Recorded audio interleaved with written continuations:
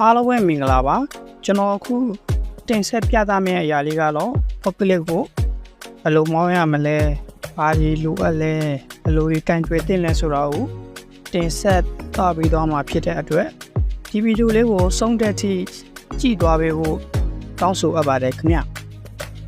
အားလုံးပဲမင်္ဂလာပါကျွန်တော်အခုတင်ဆက်မိတဲ့အကြောင်းအရာလေးကတော့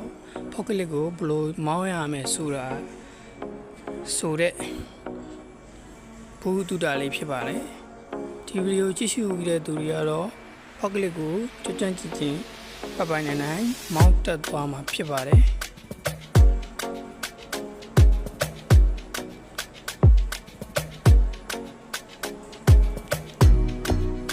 ဒီကောင်တော့ခတ်တဲ့ကောပါ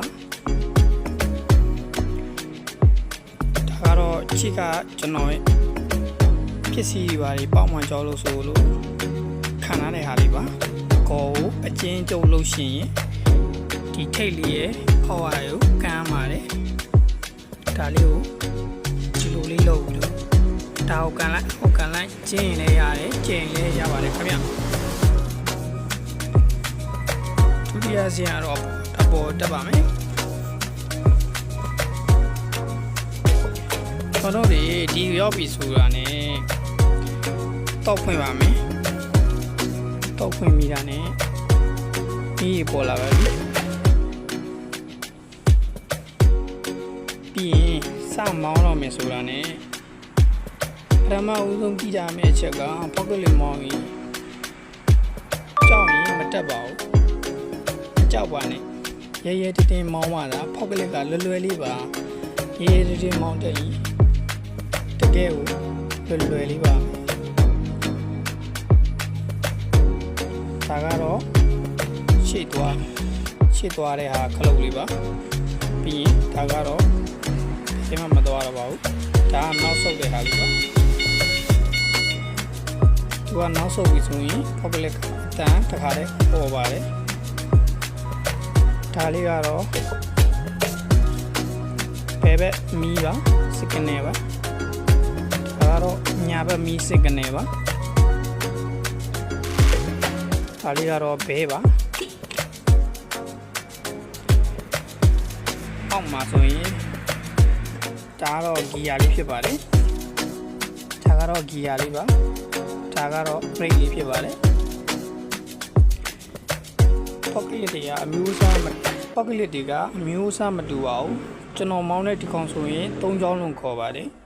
တချို့ဆိုရင်2ချောင်းရှိတယ်3ချောင်းရှိတယ်4ချောင်းရှိပါတယ်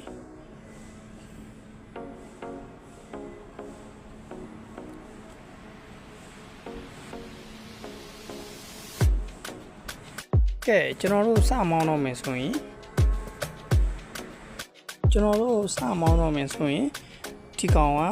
ဒီကောင်ကပထမတစ်ခုကတော့အပေါ်မြောက်တဲ့ဟာလေးပဲဖြစ်ပါတယ်